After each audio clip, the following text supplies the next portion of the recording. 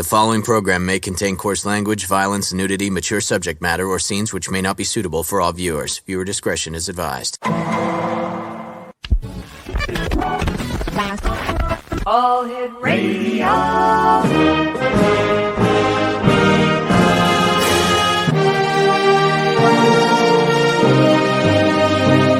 Welcome to the X Zone, a place where fact is fiction and fiction is reality. Now, here's your host, Rob McConnell. And welcome back, everyone. The final hour of tonight's show. We've had such a great show. We had, let me see, Charlie Rumba and his song Aliens and Bob. Last hour, we had the Swami Tirtha, the Orange Cowboy, with us. And right now, we're going to be speaking with a gentleman that I've had the pleasure of speaking to many times over the past 33 years. He is one of the most respected parapsychologists when it comes to the paranormal. And of course, I'm talking about Loyd Auerbach. And Loyd, welcome back to the X Zone. Great having you with us. Thank you for joining us tonight, Loyd. Thank you. Thank you very much. Very good to see you, Rob. Good seeing you too, sir. I think the last count that we've had you on the show over the past 33 years about 14 times. Sounds about right. Yeah, and you're one of the most highly respected people in this field, and we're always honored to have you with us, Loyd, because I know you're a very busy man. You're teaching courses all over the place. You're doing paranormal investigations, and are you still doing the chocolates? Once in a while, I got so busy with other things. I'm making them. Certainly for myself, but and for friends, but it's I'm not really trying to do a protracted sale thing. All right, at the moment. Down the road, when I retire, I'm hoping to open a chocolate shop. Oh, I don't see you retiring, Loyd. I don't think you're the retiring type. I think you and I are retirement. Yeah, I'm still waiting. Listen, for the viewers who haven't had the opportunity of knowing who you are, can you give us a little bit of a bio, a little bit of who is Loyd Auerbach? Well, somebody who's been interested in this subject of psychic phenomena since I was a little kid. I have a master's in parapsychology from John F. Kennedy University, which is now merged into National University. Been in the field for 43 years. My gosh. Pretty much as of last month. My first investigation, which was in one of my first graduate school classes, was 43 years ago. I think it was last week. It would have been 43 years. I've been working in the field since 1982 and teaching courses since around that time. Originally adult ed, but then I was teaching graduate school courses, a few undergrad classes. And for the last few years, I've been mainly teaching online courses through the Rhine Education Center, part of the Rhine Research Center. My goodness, a busy man.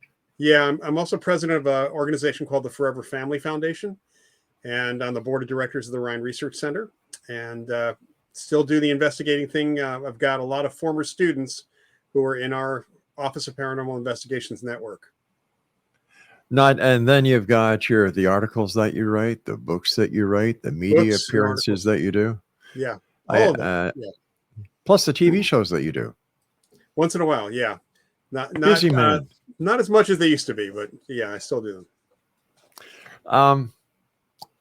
Can you describe what a parapsychologist is to the audience? And is parapsychology a science? So the field of parapsychology is absolutely a science. In fact, the Parapsychological Association is a member science, a member organization of the American Association for the Advancement of Science. There is two aspects to the field. Field of parapsychology studies psychic phenomena. So we study experiences, phenomena of consciousness, such as pulling information from the world around us without the use of our normal senses. We call that extrasensory perception. We study the idea that consciousness can affect matter and energy, all sorts of things, including biological stuff. That's called mind over matter or psychokinesis, PK. And we study the idea that consciousness can survive the death of the body and still continue in some form. That's one of my major focuses, in fact, over the last number of years. And a parapsychologist, depending on who you're talking to, may work in a laboratory, may work in a university, doing experiments and teaching. In my case, I am an educator in the field. and also do field investigation or field work in the subject. That's my main aspect of things. In the past 43 years, Loyd, what advances have you seen when it comes to the profession of parapsychologist? Well, there's a good side and a bad side. And we've seen a number of different research protocols, ideas, and that have been replicated. So in 43 years, I've seen things like research more moving towards looking at whether our bodies recognize, for example, what's going to happen before it actually happens, before it even percolates up to our consciousness. That's called presentiment. And by using biometric sensors, it turns out that, before you're shown something that's going to get you excited or upset or fearful, your body reacts 5 to 15 seconds. Doesn't sound like a lot of time, but the further out you try to predict something, we know, the harder it is to actually get it right, because the future plays around, is always in motion. Also seen a lot of research on an old idea, the idea that we know when we're being stared at, the sense of being stared at. And we've done remote staring experiments, which don't even allow the person to be in the same room, let alone looking directly at the staree, the person being stared at. It's all across video, which has been very successful, again, replicated quite a bit. There's been an enormous amount of work in remote viewing. Of course, the US government program, which is also part of, it's the focus of the book I co-authored with the director of that program, the Stargate program, Ed May, and that's called ESP Wars. And then there's also been a lot of that application oriented too. So for archaeology and finding minerals and a number of other areas as well.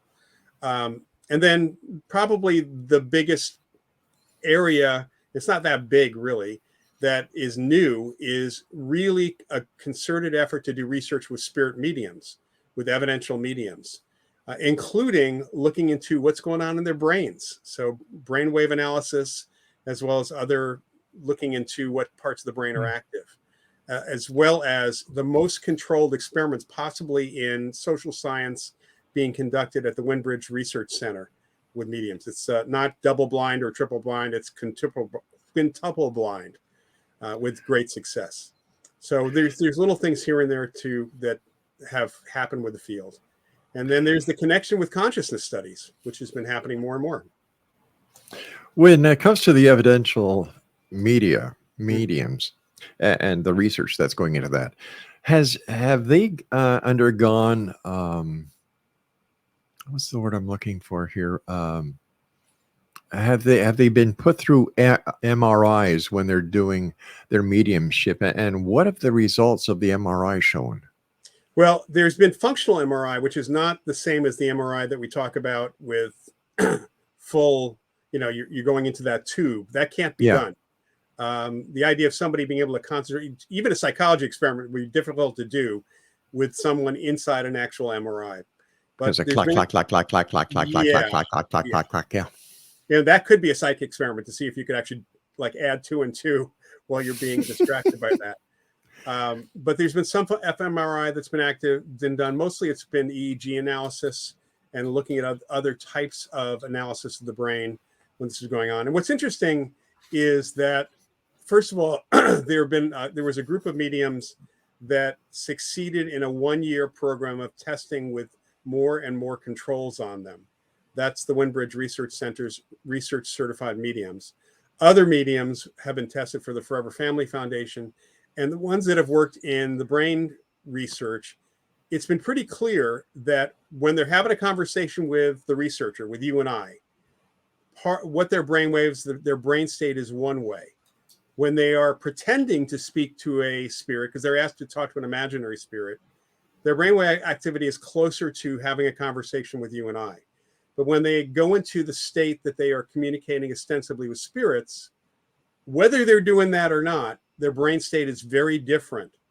Also, if they can do psychic readings of living people, that brain state is even different than the communication with spirits or the other. So regardless of whether or not they're talking to spirits, they believe that they are, and their brains are reacting in that way. Because they believe.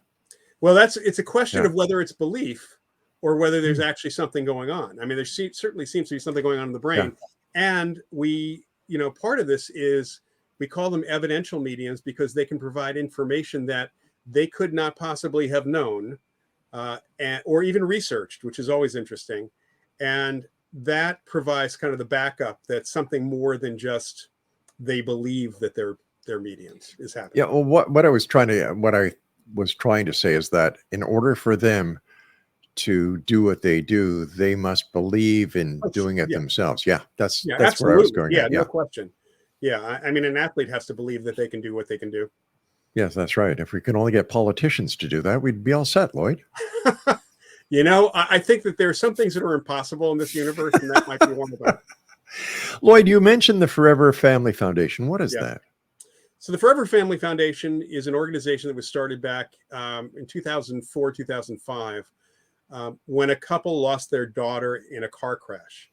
And it was a spirit medium, actually, who was brought to Fran Ginsburg through a neighbor who started actually helping her with her grief. Bob Ginsburg, the other founder, absolute skeptic, didn't believe in any of this stuff. In fact, he'd used some very choice words, would have used some choice words back then. I know, and he still does once in a while. But he was convinced that something was going on there because the information was coming through from his daughter just didn't make sense in any other frame of mind that he had. So they decided to start an organization by gathering first other people who also lost their kids, specifically, were having problems with grief. And it turned out that mediums, and there have been clinical studies, mediums can actually help alleviate grief. And so they really wanted to bring in, first of all, find a way to certify or to test the mediums and also check into their ethics and make sure that they were on the up and up, that they actually could participate in the grieving process with family members and help. They brought in scientists to create the tests. And part of the mission of the Forever Family Foundation is not only to support mediums in the family grieving process, but also support dissemination of information from scientific research on life after death, which is one of the reasons I'm involved. Last weekend, in fact, we had one of our grief retreats, grief transformation retreats. This one was in California. And, this is the third one I've been to. It's absolutely mind-blowing what happens over the course of the weekend with these people. And it's not just the mediums. There's also a grief counselor there. Somebody talks quite a bit about that. I talked about the evidence for life after death. But hearing from these people at the end of the weekend it's thrilling. And they were surprised to hear that the organization is all volunteer. No one gets paid. In fact, it's free to join the organization. Loyd, stand by. You and I have to take a break. But before we do that, is there a website for the Forever Family Foundation? It's foreverfamilyfoundation.org. And we're back. Loyd Auerbach is our special guest this hour, XO Nation. Once again, for those of you who would like to get the website for the Forever Family Foundation, it's foreverfamilyfoundation.org. And Loyd, is there a way that our listeners can contact you? Or the best way is either through Facebook, which is facebook.com/Loyd.Auerbach.author, or I'm going to give you my email because I have put that out there. It's just simply Prof Paranormal, as in Professor Paranormal. So profparanormal@gmail.com. Super. Loyd, what kind of evidence is there that there is life after death? Well, first we have, evidence that suggests or supports the idea coming from near-death experiences where people, of course, the classic is somebody has their heart stops, there seems to be lower or no brain activity. They go out of their body, they go through a tunnel, they see a light, they might see someone or have a conversation with someone at the other end. There's variations of what's there. They're told to come back. And in some of the instances of this, they change personality. I mean, there's been sometimes significant shifts in philosophy and personality. It's ended marriages. It's caused people to change careers. So it's a very impactful thing. But during that process, a number of people, when they first go out of their body or experience that, they can describe what's going on around their body, and sometimes not just what's around their body, but if it's in a hospital, they might go into another room or a different part of the hospital. They can describe sometimes from above exactly what's being done to them, something they could not visually see or even guess from if they could hear any narration of what's going on.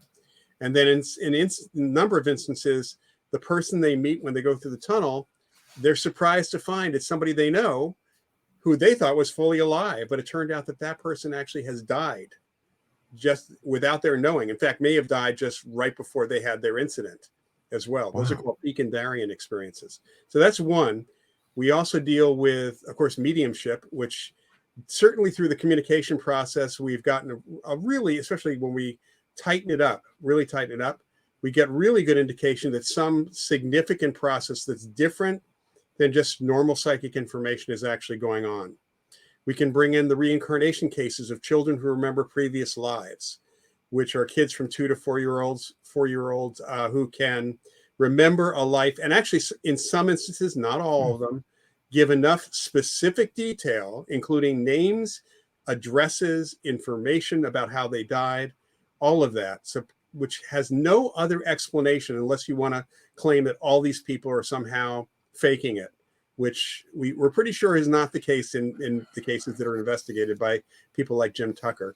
And then the apparition cases that we have, and that's where I'm involved, which are cases where people in general, they see or experience someone who has just died, who they're unaware has died, again, that Picandarian experience, or they're getting that experience within the first couple of days, and they sometimes get information they did not know about that person.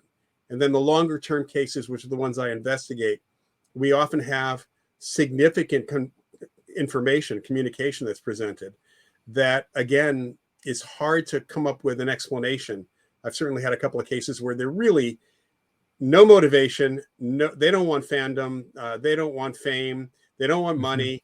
There's no explanation for this. And the information that's provided can only be verified in a very difficult way. So we have all of this that supports it. The problem is, of course, if you're a materialist, it's all psychic, but it's not life after death. You know, ghost hunters talk about being in the paranormal field. How does being in the paranormal field differ from parapsychology? Well, when you say field, you usually mean a field of study, but they're not studying anything. The majority of so-called ghost hunters and paranormal investigators, the most of them, unfortunately, they are out for an experience. They're not studying anything. They're not actually, they don't read anything except maybe things put out by the TV folks. Now, there's a small segment of them that are really interested in understanding the why. Why are people having these experiences? What's behind them? But parapsychology studies why people have these experiences, the kinds of people that have these experiences. We try to gather evidence in a concerted way. We look for alternate explanations, which certainly most ghost hunters rarely ever do. And we question quite a bit. And the very fact that so many of them are using devices they see on TV that cannot possibly detect ghosts, but they think they do, is a whole different piece. It's not scientific. It's hobby is what it is. And I know I pissed off ghost hunters saying that. It's all right. You know, I happen to feel the same way you do about it. Yeah, it's really, I've been trying to, my head's been bonking against the wall for years, for decades, trying to get folks to even pay attention to good sources of information. And I have on 2 occasions at 2 different events I went to, I don't really go to those ghost events anymore, but I've had people say to me, 2 different people say to me, why should I listen to you? You don't have a TV show. Oh, you've got to be kidding. No, I wish I was. That is sad. That is sad, Loyd. Yeah, but that's, I mean, there's so many of them that want to be on TV. I mean, now they can make their own shows for YouTube. But when back in the 2000s, I was going to some events or meeting ghost hunters or having them contact me. I'm making a TV pilot. It's like, good for you. Yeah. I remember those days. Yeah. Why do you think people are attracted to these TV shows? And in my experience, I don't have the experience that you have, Loyd, when it comes to parapsychology or investigating the paranormal. But I watch these shows and I say, what a bunch of crap. Yeah. Well, I think some people watch them for that very reason. I know people who know something about this field and they're Mhm. entertained by them. Now, hopefully the idea here is they're supposed to be entertaining so they can get ratings. But what happens is folks see these shows, they see regular people like plumbers doing this investigative stuff, which is very exciting because the producers make it exciting, or at least Yeah. for those people who think that they can do it or want to do it too. So there's an emulation thing that's going on, and that's why they watch the shows. Fans of one show might watch all the shows, but they might follow the methods that they see on one show and with one team on TV, and basically say that the rest is just entertainment. I've heard them say that too. So the subject matter is interesting. The experiences of ghostly phenomena, regardless of what it is, it's interesting, even if it's not ghostly, if it's got Right. an unusual explanation. But the shows, because production has made it into these just a template of sorts. There's two different variations of it, really. That's attracted people who want to do it themselves, and they watch the shows to either pick up tips or because their heroes, their TV heroes, are doing it. What is your take on EVPs, electronic voice phenomenon? Well, there's actually been some really good research before the TV show has made it popular. And that goes back to the 1940s, actually. But it has to be very carefully done. And part of the problem here is that recorders, it used to be in the 80s, we at JFK University, when we had our parapsychology graduate program, we would get people contacting us and saying, I've got a tape of I have an EVP. I have a tape of a ghost, a spirit voice. And inevitably, it was because cassette tapes were what they were. It was either the sound of the motor itself turning the tape that was recorded, or it was a CB radio, because a lot of cassette recorders picked up CB radio signals. When things went digital, all of that changed. But the problem with EVP just boils down to when you eliminate all the other possible explanations, like somebody subvocalizing, somebody whispering in the room and not saying that you didn't hear that, or your stomach growling. I've heard enough things that sounded like somebody's stomach growling, or a burp, and somebody swore that it said, "Hi, Chris." There's that interpretation. When you have some really good ones, then the question for us in parapsychology is, if there's no other indication of a spirit or ghost there, is it possible that the operator of the device, because of their real desire to get a voice, actually themselves affected that device? And we do know that living people from our research in the lab can affect electronic devices, random number generators, and other things. Yeah. So it's entirely possible that the people who always get EVP, because I've met those people, they're the ones who are putting that information on the recorder, not a spirit. Loyd, stand by. We've got to take our mid-break. Please stand by. I can just imagine a lot of these ghost hunters. And when we come back, speaking about these TV shows, they all go to Waverly. They all go here. They all go there. And I'm trying to figure out why. Why go there all the time? What is it now called? Paratourism? Yeah, I think that's about right. Paratourism is right. Yeah. All right, Loyd, stand by, my friend. Exonation Loyd Auerbach is our guest. His website is profparanormal@gmail.com. And for those of you who would like to check out the Forever Family Foundation, it's foreverfamilyfoundation.org. This is the X Zone. I'm Rob McConnell. Loyd Auerbach and I return after this short break. Loyd Auerbach is our guest this hour, Exonation. And Loyd, like I was saying before we went to the commercial break, all these ghost TV shows always end up at Waverly, and they go to Gettysburg and so on and so forth. As a professional parapsychologist and a professional, and I'm underlining the word professional in both those words, paranormal investigator, why is it that these spirits, if they're really there, tolerate all the intrusions into their privacy? And why don't they just go somewhere else? I mean, the spirits, not the investigators. Well, I question whether there really are spirits at a lot of these places. Yeah. The first of all, there is a limit to the number of places you can go to for some of these shows, and they tend to want really spooky locations, especially ones with history, because the history at least enhances the story in many respects. We have to make a distinction, and we do make this distinction in parapsychology, even on the shows they sometimes do, between an actual entity, a conscious entity we call an apparition, a ghost, and what are called residual hauntings, or for us just hauntings. The idea that the environment can record emotion, it can record information, and that living people can pick that up. I mean, it's not limited to dead people. It also, the living leave these impressions behind. In fact, only the living leave these impressions behind. So a sanitarium, a closed hospital that had terminal ward, even an open hospital that has a terminal ward, people may feel the emotional downplay, the negative emotion that's there, that was left there. They may actually see impression or get impressions of people who were there, but that does not necessarily make them conscious. In fact, it generally doesn't. So when they're doing these kinds of things and they're going in and they're getting EVP and trying to communicate, there's a problem here. And that is, if there's not a conscious entity there, then there's no one to communicate with other than yourself, your unconscious, or other people that are present. And there's a lot of that I see in the locations. On the other hand, there are a number of locations. I mean, I was contacted a few years ago by a reporter here in the Bay Area who wanted to know if I wanted to come along. She was invited by a local ghost hunting group to go to this deserted, abandoned mansion in the hills above Stanford University. Some rich guy lived there a long time ago. It's been empty for 20 years, and they were going to investigate the place.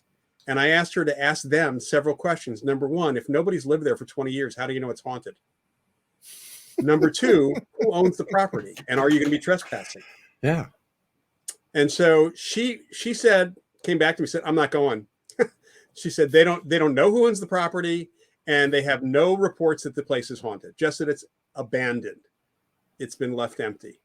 And Unreal. that's typical. I have met people who just are looking for those places that look spooky, and certainly TV was looking for that. With that, so they're actually, maybe they have a couple of ghosts that are following them around. Maybe, screwing with them. If you're dead, you may be a little bored. Loyd, in your opinion, is there a connection or a common thread between those people who are ufologists or have claimed to be abducted by aliens to the people who are Bigfoot investigators and those who have seen Bigfoot and those who see ghosts and hauntings and so on? Not really. I mean, there might be individual experiences. I've heard that some people who claim to be abducted by aliens have a psychic opening, so therefore there might be something there. I hear all sorts of things about Bigfoot being other dimensional and time traveler and a robot. And I remember it being a cyborg from the $6 Million Man, but TV show. I remember that one. Yeah, that was Lou Ferrigno, wasn't it? Yeah. Excuse me? Wasn't the Bigfoot in the $6 Million Man actually Lou Ferrigno? No, it was Ted. What's his name? The guy played Lurch on the first one. Oh, right. Yeah. The Addams Family. Yeah. He was the first one. There was a second actor who played, I think, in The Bionic Woman. They used somebody different for that. So I guess the only thread that's common here is that these are things that are not scrutinized well enough by science or not acknowledged as legitimate. Academia in the United States has a serious problem with parapsychology, doesn't want to acknowledge it's real at all. But in other countries, that's not the case. Even in the UK, there's more than 20 universities that teach courses in this. And the responsibility, I think, for this real negative attitude in academia today is laid at the feet of the so-called skeptics, the pseudo-skeptics, because they really made a concerted effort to make everybody think this is all woo-woo. It's all the same thing. They have said there have been folks like the late Amazing Randy who, completely altered the truth in so many instances, just to make himself look better, or just to put forth an agenda. There was nothing to any of this. In 2011, one of my colleagues, Daryl Bem, who's a social psychologist, at Syracuse, excuse me, at Cornell University. He published an article. There was a paper that was coming out in a mainstream psychology journal of a 2-year project where he did a precognition experiment, again, hooking people up to biometrics. So it was called Feeling the Future, right? And before it even came out, when the journal put out their table of contents, essentially said what was going to be in the journal, there was a huge hue and cry in the academic world and amongst the pseudo-skeptics that this was not science, it couldn't possibly be right. And there were a few reporters who actually asked, have you read the paper? And the general response was, why would I? It's not possible. That's not science. That is completely unscientific. That's right. And when the paper came out, the conclusion was, well, his statistics must be wrong. But then very good people in the world of statistics looked at his stats and said, there's nothing wrong with this. So either ESP exists or we have to rethink the form of statistics that Daryl Bem actually used, which also is applied to a majority of psychology experiments and other types of scientific experiments. So if Bem was wrong because ESP doesn't exist, but the statistics were right, then there's a serious problem with statistics, and a lot of our scientific knowledge is wrong. Time to rewrite the books, right? Well, it boils down to there shouldn't be anything, as long as you can be ethical in human experience, that is off limits to study. I agree. You have to stay with ethics. And there's very little funding in parapsychology, unfortunately, but there is really good research. In fact, my colleague Ed May, who I mentioned earlier, who ran the Stargate program, he's done some of the best research in general on remote viewing and in other areas as well. And he published, he edited a 2 volumes book on ESP, skepticism and science. And he somehow, because of his personality, he's a great guy, he was able to convince skeptics, not disbelievers, but people who leaned that direction in many fields of science, to start looking at some of the research and include essays in the volumes, as well as people on the parapsychological side. And what turned out was a number of these folks from other fields of science, with Ed's cajoling, looked at the research and were shocked that it was good. Now, they also, some of them said that they didn't necessarily agree that it was, that you can say it's ESP, but they said the research is good. The quality of the research is excellent. It's, in fact, in some respects, some of our research is better than what's published in various science journals today. Is remote viewing part of what the psychics use? Well, remote viewing is a fancy word or phrase for clairvoyance, for real-time or precognitive ESP. It just refers to, rather than knowing what's in an envelope when I have it here in my hand, or what the card is that you might be holding, it is the location of the target is remote, is farther away. In fact, Ed likes to talk about, our book actually has the Russian side of the story as well, because Ed and Joe McMoneagle, who was the #1 viewer in the U.S. program, got to know some of their counterparts in Russia in the early 1990s, and found out that they were training a lot of people in the army to do remote viewing. And this General Alexei Savin, who was one of the people running the program, said we had remote viewers in the tanks in Chechnya during the Chechnyan conflict to help the tank guys know that when they went around the corner, there might be somebody with a rocket launcher. And Ed loves to say, Ed says, well, how far away was that? And they said 40 feet. It's like, well, that's not remote. So it's literally just a phrase covering ESP, getting information from a distant location or a distant time, space site. We were talking before about other aspects of the paranormal. And when it comes to evidence, we talked about the, life after death. And is there any evidence for ghosts or apparitions? The real evidence is, and first let me back up and say that parapsychology is a social science. We're dealing with human experience. Right. Psychology is a social science. Anthropology is a social science. Right. So that's important. We deal with consciousness. The very concept of ghosts is that consciousness survives the death of the body somehow and can interact with living people and with the physical environment. So that said, based on people's experiences and some physical indications, like usually physical activity that's unexplained, when there's something else going on with the ghost, so to speak, we can say that there are really good cases that support the concept that some people stick around after death and can in fact interact. Now, there's actually an alternative within parapsychology. We're not like a solid state model here. There are a number of people who are more materialist within parapsychology who have a different ESP perspective on what that apparition might be, that it's actually something very different, that's not conscious. It's just that when you pick up the information, you make yourself think it's conscious. But we have too many cases that are highly interactive with multiple witnesses across time that strongly suggest that some people at least can survive the death of the body and stick around. Fascinating.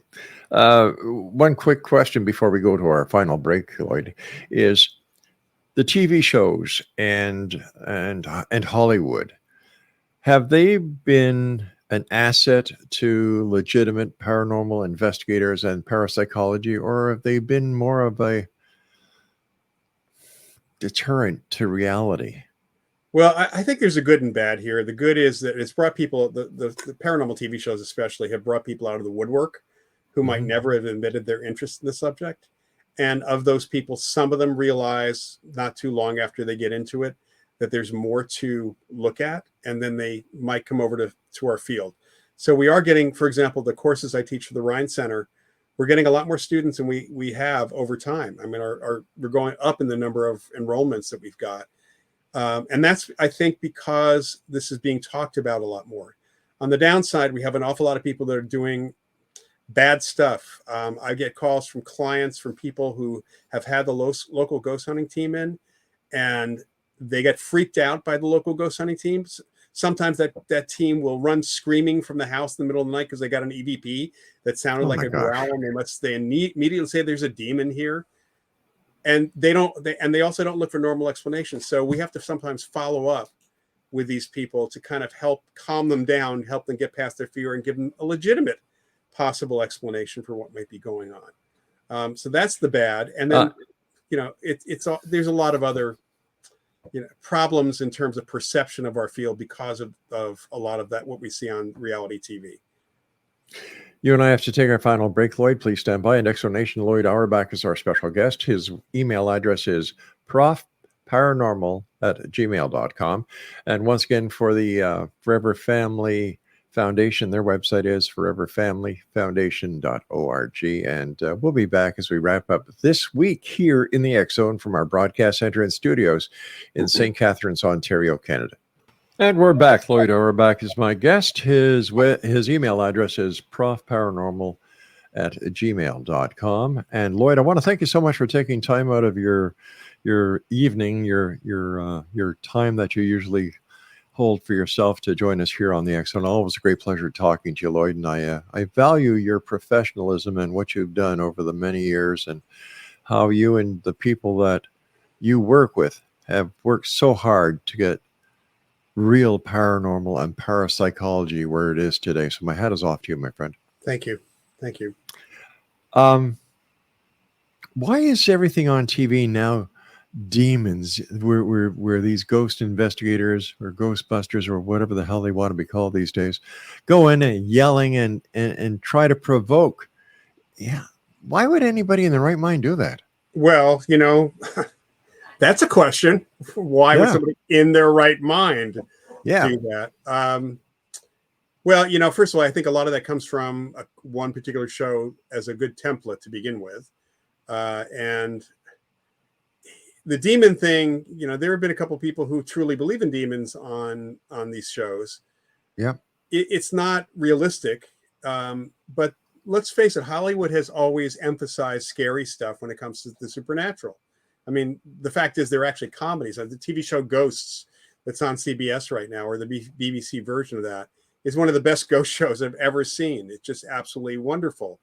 But in general, to get ratings, scare factors are what's going to really get the ratings. I mean, the Exorcist movie caused people to throw away or put away their Ouija boards. It had nothing to do with anything at that point. It's unfortunate, but it's the ratings thing. I mean, all these shows are about ratings. The very fact that they're doing investigations in the dark is a ratings thing.